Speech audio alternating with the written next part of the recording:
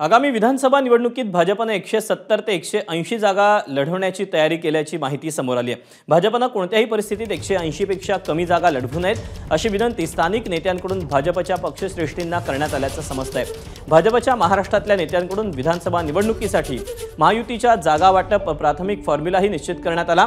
त्यानुसार भाजपने 170 ते 180, शिंदे गटाने 70 तर राहिलेल्या 58 जागा अजित पवारांची राष्ट्रवादी काँग्रेस आणि इतर पक्षांना दिल्या जाव्यात असं सुचवण्यात आल्याची माहिती आहे।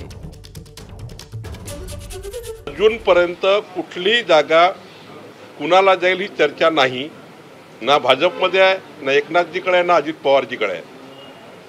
सूत्र करू खोटारडेपणा सुरू आहे। या निवडणुकीत देखील पदांचं जबाबदाऱ्यांचं समसमान वाटप होणार का?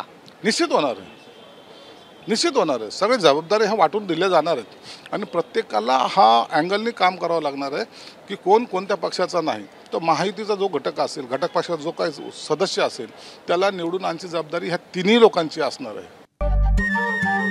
नमस्कार। मनसुद्धा तुझं ही वेगळ्याच प्रकारची मालिका तुम्हा सगळ्यांना खूप आवडली होती। याचा दुसरा सीझन कधी येणार अशी विचारणा झाली। प्रतीक्षा संपली आहे मित्रांनो, येतोय मनसुद्धा तुझाचा दुसरा सीझन। होई मनसुद्धा